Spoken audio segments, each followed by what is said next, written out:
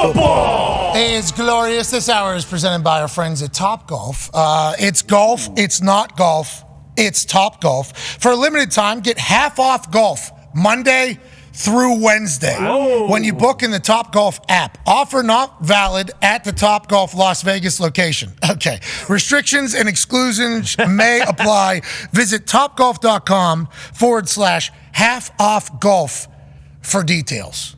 Half off. That's pretty good deal. The internet's going to love that. I've seen a lot of stuff about half off's good deal. Shout out to Topgolf. We appreciate them. I think they're going to be with us all the way through the Super Bowl. Welcome to the party, Topgolf. Let's go, Topgolf. Oh, the party. Speaking of, that's AJ Hawk. The Toxic Table is here. At Boston Connor and at Ty Schmidt. One half of the Hammer. Don Cowboys Turn Diggs is here. And a 9-year NFL vet with a massive brain. Host of the Man to Man podcast and everything DB. Ladies and gentlemen, Darius J. Butler. Now joining us via FaceTime or Zoom or something along those lines. Satellite. Is a dude that went to Harvard. Okay? Got some stats here. 2-time first team All Ivy League. Whoa. Not easy. No. Not easy. No. Tough conference. You put that right on the office wall if you were to have it in some banking or capital investment office if you had one. This man said, I'm not going to do that. I'm going to continue to play football. So much so, 8-time Pro Bowler. Damn. What? Highest paid fullback in the history of the NFL. What? For good reason. He's headed to another Super Bowl. Ladies and gentlemen, Kyle Juszczyk. Yeah. What's up, dude? Man, hey, you got me fired up, man. Hey. 2-time all Ivy League. That you're not joking. That's the real deal, man. That's where it's at. Dude, imagine if you were an investment banker like all the other Ivy League football players, and right up there, every time they walked in, it just said, first team All Ivy League. What were you, bum? Nothing. First team All Ivy League. What were you, bum? Nothing. That would have been enough, to get you in the door probably at one of these capital places, but instead you stick with football. Now, going to be regarded as one of the greatest fullbacks to ever exist. Obviously an 8-time Pro Bowler, back to a Super Bowl. Congrats on doing it, smart guy. Congrats on doing it. Man. Very happy with my career choice, the path I went on here. Much better than being a banker. Well, that's all still very much ahead of you, and I assume you'll be doing something with billions of dollars, if not trillions, at some point. But right now, let's talk about this Niners team. Obviously, the connection seems to be very real. The core of that group has been around each other for a long time. New centerpiece of quarterback, which we will talk about in a bit. But yesterday, down 17 at halftime, 2 weeks straight kind of starting slow. What were the conversations at halftime? Who all spoke? And was there any doubt? I just saw you post on Instagram, never in doubt. There had to be. That's the biggest in the history of a conference championship game, Kyle. Yeah, you know what? It was surprisingly calm in the locker room, especially on the offensive side. There wasn't a lot of, hoorahs, getting people fired up, all that sort of stuff. It was still too early. We knew that if we kept it within 3 scores at halftime, by all means, we were in that game because we know we can score a lot of points and we can score them fast. And we just needed that spark, man. We need to come out fast. And that was really kind of the message on the offensive side is let's just go execute. We've been doing this stuff all year. We can put points on them quick. We know how our defense is, man. Once they get in a groove, they start turning the ball over. They start forcing 3 and outs. Like we can flip this thing on its head really quick, but we knew we had to go score on that first drive. We only ended up getting a field goal, but that seemed to be enough to, kind of get us going. Yeah, big 4th down stop and then a ball off a face and then a turn. I mean, it was magic quickly. 17 points. We got a ball game going into the 4th. Everything you guys said seemed to come true quickly in that 3rd quarter. Go ahead, AJ. Kyle, could you take us through that unbelievable toe tap catch you made on the sideline where Brock obviously eludes the rush? It looked like he was sacked for sure. And he finds you. Like, what are you doing on this play, and what are you seeing when he's scrambling and thinking, like, okay, here we go. I got a chance to actually catch this ball here. Yeah, man. I mean, I'm kind of a last chance outlet on that play. Like, I'm just chipping. I'm running a corner. I'm not even in the progression. But, Brock, he makes one of these plays a game. Like, if you're watching the San Francisco 49ers, like, you're used to seeing this from Brock. Like, that rusher is coming like completely unblocked. He makes him miss, gets out of the pocket. And luckily enough, I was just able to make eye contact with him. And, he ripped it, gave me a chance. And there was no way I wasn't going to come up with that thing, man. And I don't get the most opportunities. With the guys we have on this team, we have so much talent. So my opportunities to touch the ball are limited. But man, if you're going to give me one, I'm going to do everything I can to take advantage of it. Let me tell you about a fullback having those feet and those hands. That's not supposed to happen. The first down pylon camera, just from the waist down or whatever, it's like, that's not a fullback. Did you see your toes dance? Ooh, toes dance like you're Michael Jackson up on the forward lean there, right at the line of scrimmage falling forward, or right at the first down marker falling forward. And then your hands, that's a one-handed catch pretty much out of bounds that you kind of seal the deal. Absolute weapon, Kyle. Absolute weapon. And I know they'll say you're not as big as other fullbacks, but like in the run game, your ability to catch and do everything. I assume you and Kyle Shanahan's conversations are like pretty positive about the role that you play in his entire offense, because you're a pillar of that thing, Kyle. Most definitely. Kyle and I, we've been through a lot. This is 7 years now we've been together, and I was part of that first free agency class that he brought in to really turn this organization around, to establish a culture, to start winning and putting together a culture of people that love each other and work hard for one another. And it means so much to me to be one of those original guys and still be here. But Kyle and I, we've had so many great talks behind closed doors about my role. And I was really appreciative of some of the stuff he said. I think it was last week or the week before, when he had said that, we got a lot of weapons on this team. And Kyle, talking about me, used to get a lot of more opportunities when I was younger. He's like, but it wasn't because he was younger. It's because we just needed him in that situation. And he knew that he still had faith in me that I can still make those plays today. And I believe he said, when does Juice not make the play when he gets called upon? Man, that had to feel good. That was in a media thing? It's a great feeling to get that from your head ball coach. Was that in the media? Yes. Oh, yeah. That's like, thank you, man.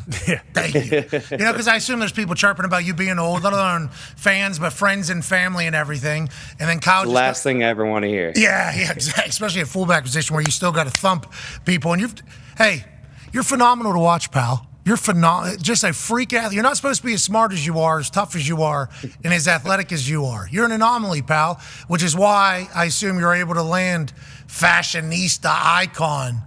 The wife is crushing it right now, Kyle. Absolutely crushing it. This is big. She is murdering it, Pat. She is such a bigger deal than I am. When I walk into the stadium now, like there are more signs for my wife than there are for me. Yesterday, I saw multiple signs. Kristen Juszczyk is our NFL queen. You don't see nothing for me anymore. I mean, she's got all the fame, but she deserves it, man. She's doing so good. She's working her tail off. And big things are coming for her. Okay, so for those of us that maybe don't fully understand the business behind it, or is this a hobby, or what is she launching a store, a boutique? How does this? Because everybody wants her shit. I feel like everybody wants her shit right now, Kyle. Right? Am I reading it right? Yeah. Oh my gosh, the amount of people that have reached out trying to get something has been astronomical. We're still trying to figure out exactly how we're going to approach this. They will be available eventually. But right now we're just kind of trying to work out the whole business end of it, whether she's going to pair with a company, whether she's going to do this on her own. It's really been a lot. And we're just trying to digest it right now. Cause what she's been so great about is, the opportunities she's gotten are just absolutely insane, but she knows right now the number one thing is we want to go win a Super Bowl. We've been working for this together for 10 years, and that's number one on her list. So we're going to take care of that, and then she's going to figure out what exactly we need to do to get her business completely running and, taking care of her stuff. I love that. I love to hear that. Great tag team. Seems like you got a lot of those over in the San Francisco 49ers locker room. Whenever you said that you were tasked with being the first class to build a place that really likes each other and a team that's a culture, it's radiating through the screen everywhere else. And we're happy to hear that your wife's, just building custom pieces too. Yeah. Then you're not committing anything. Right. Hey, you don't have to have like 500 pieces of anything. Hey, just custom spots. The allure of it builds because there's only so many of them. Not that I have any clue about that business at all. Nope. At all, but good, pretty good setup. I'll wake up, no joke, at 4 a.m, and she's still downstairs working. Like, she has been grinding, cutting up those jerseys, putting it together. Like, I mean, she is committed to this thing right now, and I'm so proud of her. She has just been working her absolute tail off. Hey, showcasing how to be a good husband, too. Did you see every single post was like, excuse me, excuse me, who made that? That was awesome to watch. Romance still thriving. Chivalry's not dead, especially with the football dudes. Go ahead, Tone. Yeah, Kyle, we referenced it earlier a little bit. A couple slow starts the last couple weeks. Any idea why? And have you guys thought about, I don't know, maybe injecting like Red Bull or more smelling salts or anything like that to maybe not have to come back from down 17? Yeah, maybe just meth. Man, I don't know if you can get any more smelling salts. I think George Kittle sniffs all of them before anyone else can get to them. But yeah, ideally, we would like to get off to a little faster start. For whatever reason, that hasn't been the case these last 2 weeks. But definitely something we're going to address, going into this next game. But fully confident and however we need to handle it, that we'll be able to pull this thing off. Okay, the first bye week when you're the number one team, Yeah. and then you guys play against how you played against Green Bay, and then what happens right here? Is there anything to that? You're a smart guy, Harvard guy. Is there anything to the rust thought, or maybe mentally checking out for a couple weeks and then trying to check back in mentally whenever there's a team that has been living off desperation for the last 5-6 weeks? And same with this Detroit Lions team that's been riding momentum. It's hard just to flip the switch, but you guys are obviously talented enough to do that. Is there anything to that, you think? Yeah, I mean, it's a genuine question that I honestly, even going through it, I don't know exactly what the right answer is. I mean, we had a unique situation this year that even, in week 18, not all the starters were even playing. The starters that were playing played like a little bit. Then you have that week off. And it's like, we didn't even it really wasn't like a week off. Like, we practiced hard. We were in pads, like full practices. So, I mean, it's hard to say. But we definitely did have a lot of guys, they're coming back from, they've been out from injuries for a while. So maybe there is, knocking the rust off element there. But it's really hard to say because there's so much value to being healthy and having that rest and being fresh. So it's just like, Yeah. I don't know what the right answer is. In our world, it's a constant conversation. And if you feel one way, you can feel justified to be 100% right. And if you feel the complete opposite way, you too are grandstanding as if you're 100% right, which is why it's going to be talked about. But you earned that rest. And then you only needed 5 minutes against Packers. Yeah. And then against the Lions, you only needed 20, seems like. Yep. So maybe you guys don't even need a full 60. Yeah. Maybe you guys are doing it better than everybody else. D-Bud's got a question for you, Kyle. Yeah, you guys are an absolute headache for defenses when it comes to game planning because of the unique assortment of weapons you guys have. Obviously, you, CMC, Deebo can all do different things. George as well. But with Brandon Aiyuk, what's his ascension been like as that wide receiver? His route running is amazing. Obviously, his hands. He had the great concentration, the deep ball, 50-yard catch, his pass game. But what's been going on, I guess, behind the scenes with his success these last couple years, kind of becoming that wide receiver one on the outside? Yeah, man, Brandon has taken it to a whole nother level this year. His route running, I mean, I don't want to start some sort of list here, but he's got to be, at the very top. Don't leave anything off. Don't leave anything off. He's got to be one of the best route runners in the NFL, man. He is really, truly special. And like you said, he really has become that wide receiver one. Like, he is that guy that he can go out there and he can beat man coverage against anybody. He's dynamic. He's a playmaker. I mean, the stats are insane. I think he finished, 7th in the NFL in yards, but he was like 30th in target, third fewest at catches of like those guys. Like, it's insane the efficiency that he's had, and just what an incredible athlete and what a hard worker he is. I mean, it's been really cool. I've had a locker next to Brandon for the past 4 years, and his rookie year during training camp, we both pulled our hamstrings at the same time. So, like, I really feel like and at the time, like, we're going through rehab together, and I really got to know him as a young guy and have been with him throughout this whole thing. And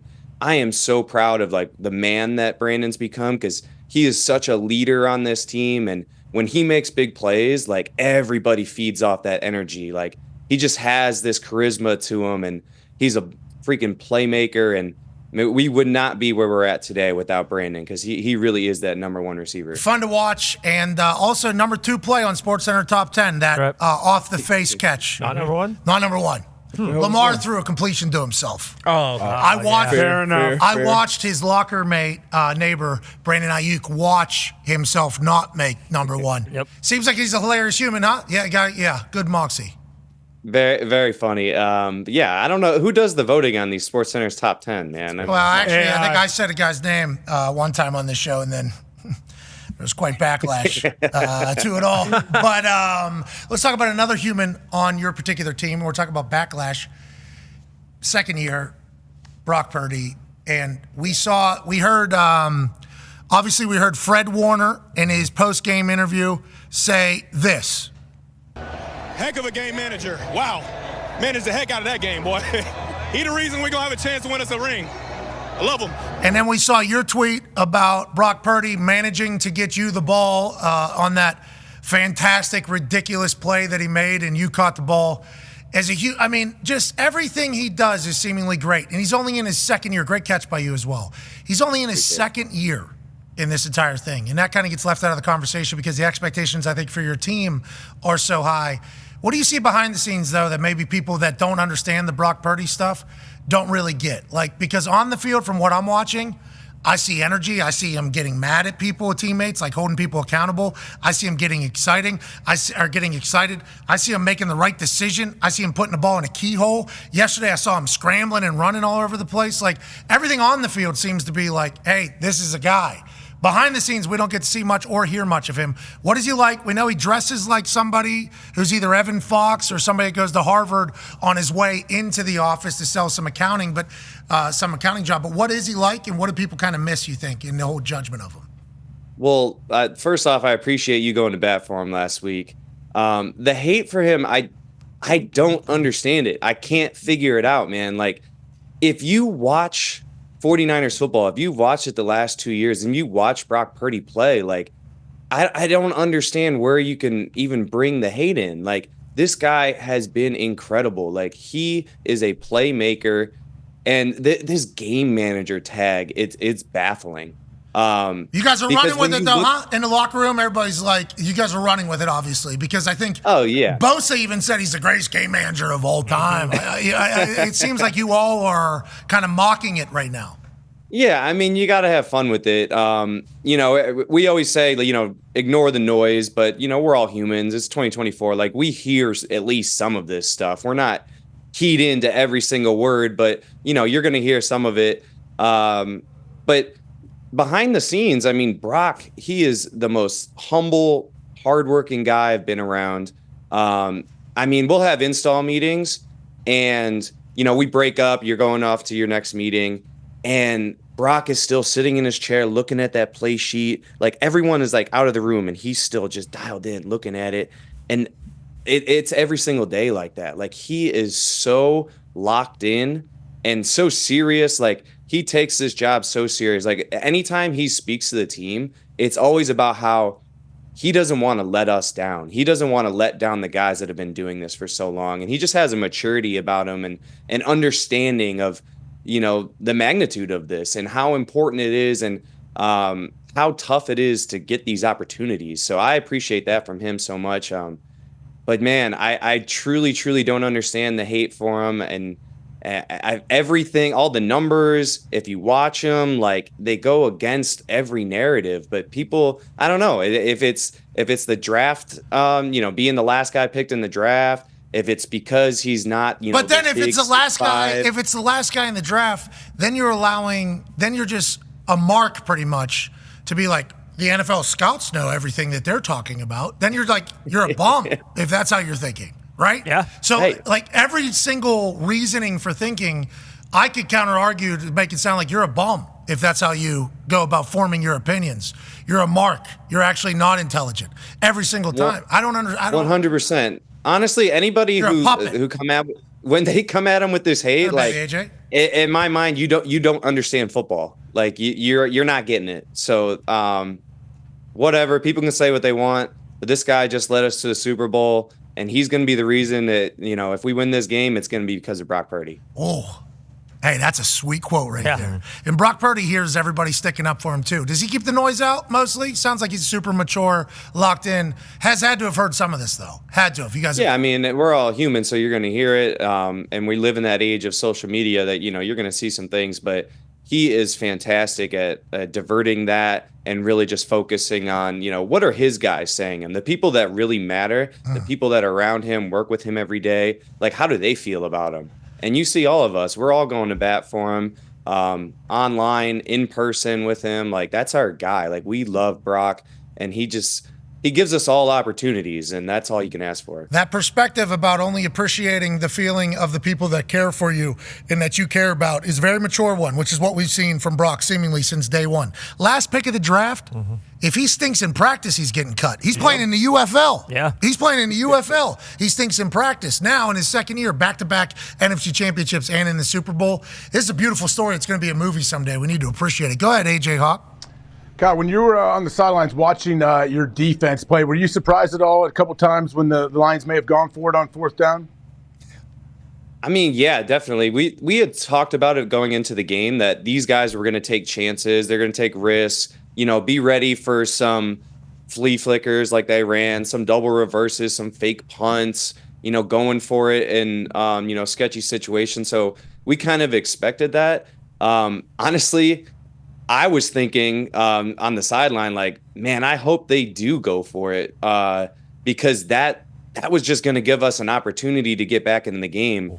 If they do kick those field goals, that's going to make it tough. They make it a 3-score game again in the second half. That's hard to overcome. I'm at the end of the day, if they do get it, that obviously would have hurt. But I'm happy that they took the risk and gave us a chance to get back in it. Dan Campbell, have you got a chance to meet him? I haven't. No, I haven't. But I mean, a ton of respect for the guy. And look what he's built. It's hard not to respect him. Like, I mean, as blue collar as they come, says all the right stuff. Seems like he's got respect of all his players. So, it seems like he's doing some really good stuff there. Feels like your team and their team kind of built in the same image, So we're going to try to be explosive. We're going to try to run. Or we're going to try to be hard-nosed. We're going to try to run the ball, have some explosive plays if we need it. Feels like what the Lions have tried to build, not saying that they mimicked what the Niners, obviously everybody should try to do what you guys have done, but similar philosophies, feels like. Same with the Ravens, similar philosophy. Yeah. Same with the Chiefs this year, similar philosophy. Everybody's trying to go back to that hard-nosed style of football. Have you experienced that? And have you seen that as obviously a team that has basically never wavered in this particular style of football? Yeah, I think, it's no surprise that those are the 4 teams, that are left at the end of the year. At the end of the day, like, football is about physicality. You can't avoid it. Even as we, spread the field out, guys get lighter, they get faster. Like, at the end of the day, you got to hit somebody. You got to put your face on someone. And I think it's the teams that embrace that will continue to be the successful ones. How do you feel this late in? Feel good? I feel fantastic, Pat. I really do.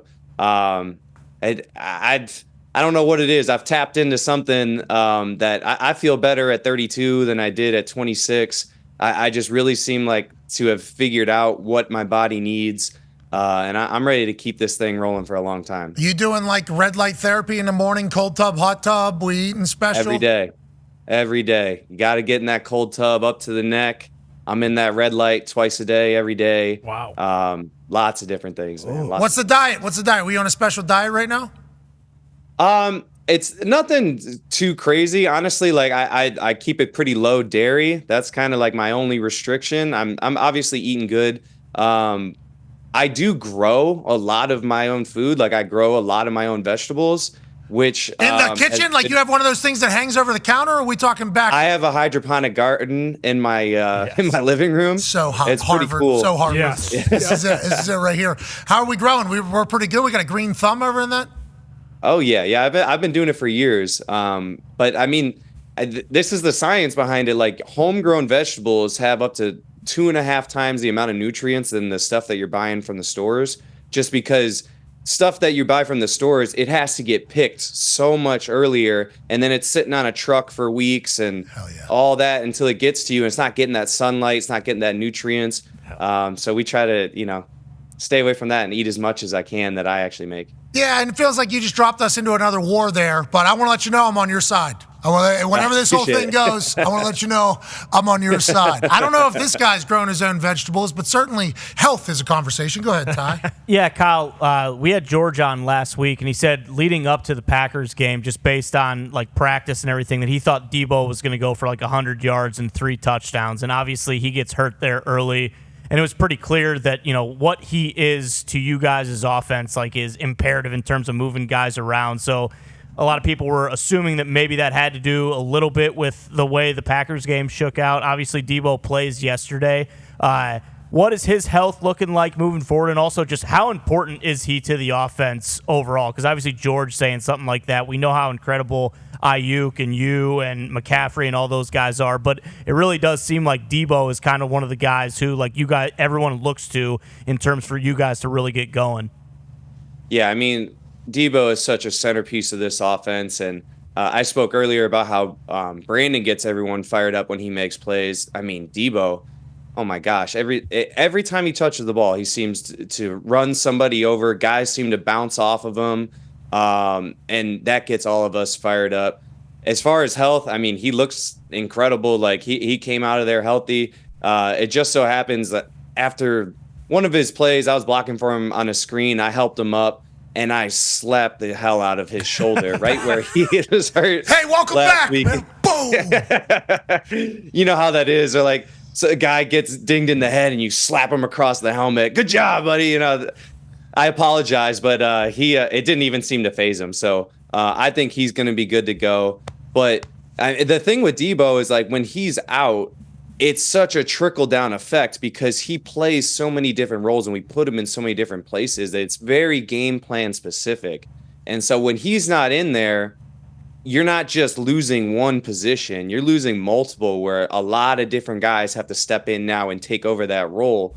So if we can have him healthy and out there, one, it just adds such a dynamic piece to our offense because he's by far one of the best humans on earth with the ball in his hands. It's absolutely incredible.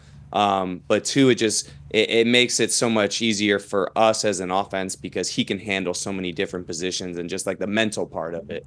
George Kittle said last week, whenever Deebo gets hurt early, he said, I was expecting with our game plan, Deebo to have 3 touchdowns. So whenever Deebo gets kind of removed from the situation, all of a sudden you need 3 to 4 different people, right, to make up for what he's doing. And they haven't gotten a lot of reps either, I would assume, in those particular plays. Yeah, that's the thing. I mean, you have a limited amount of time to practice, and guys, the starters are obviously going to get those reps because, they need them. We're not expecting them to go out early. So, that can make it difficult when a guy has to leave early on in the game. Greenlaw had it looked like a stinger / maybe a dislocation of a shoulder. And then I saw what they decided to do was, you got 4 chains on. We need to take at least one of these chains off on the sideline. He seemed to go right back in there. I don't know if that. So maybe that's the answer. Maybe you wear 4 chains, have an injury, take one off. You're all good. Your entire team seems to be dogs, though. That is the feeling that we get outside in. You guys take pride in that, I assume. There's no question. And man, I sound like a broken record of like guys that get the team fired up when they make big plays. But Dre Greenlaw, another one of those. Like, Dre is by far my favorite person to watch on defense. Looks like AJ Hawk out there. Whoa.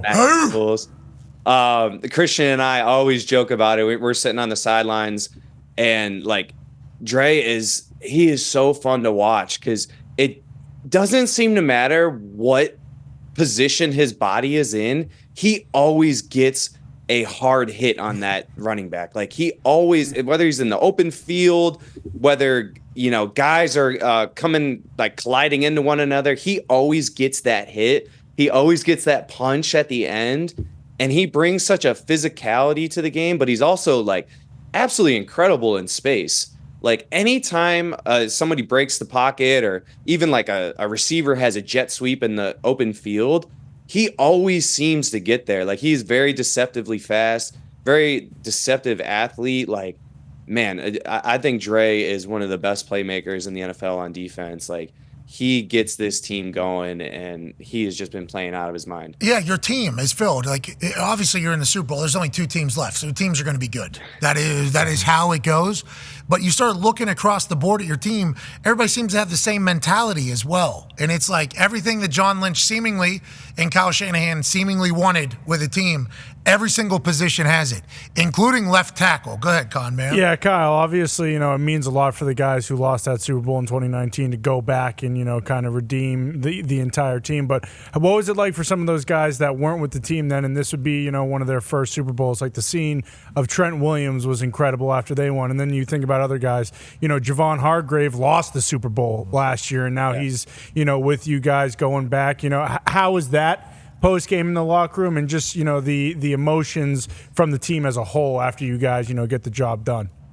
Yeah, man. I mean, that's the thing with the NFL. Like, you can talk to any player out there, and everyone has an interesting story. Like, everybody has gone through some shit to get here, and it's awesome for myself, George, Fred, Eric, Bosa, like all us guys that went through it in 19. When we got to the Super Bowl, like, this wasn't a redemption story to get back here and have an opportunity to, redeem ourselves, but also how awesome it is for guys that we've brought in, like Christian, like Javon, like Mooney is now on our side. Like, they all have these individual stories. And yesterday when that clock ticked 0 and you're slamming your heads together, and it's just like, we're going to the effing Super Bowl, brother. Like, we did this together. Wow. Like, it's just such a. You guys said fucking or effing? Actually, what was it? I don't know what the rules are here on this show. My nephew's watching. He's 11. I don't say it, kid. Don't say it, kid. Which I will say, you've had quite an influence on my family's household. No. My 11-year-old nephew, Weston, quarterback for his flag football team, just won his flag football championship. Hell yeah. And he reminds me, he is not a champion, he is a champion. Oh, yeah. Wow. Congrats on the championship, cuz. What's his name? Weston. Weston is a beast, man. He's the quarterback for his team. He is dedicated. He wants to take over, Uncle Juice's shoes, and excited for him in the future. Weston's a champion. Has been since he was born. He's a champion. Yeah, I absolutely know that. Trent, the weapons are just on top of each other. You guys haven't even really done much of the Trent Williams pool shit this year. Where you put the most violent human on earth in motion. That's cool. That's a lot of fun. We're saving it for the biggest game of the year, man. Could you imagine Spags just being like, all right, here's the deal, boys. They haven't done it much, but the fucking big one. Yeah. Yeah, he's gonna start coming across. I can't wait to see what you guys do, how you handle it all. Congrats on getting back to the Super Bowl. You all deserve it in abundance. We appreciate you, buddy. Hey, I appreciate you guys. Thank you for all your support.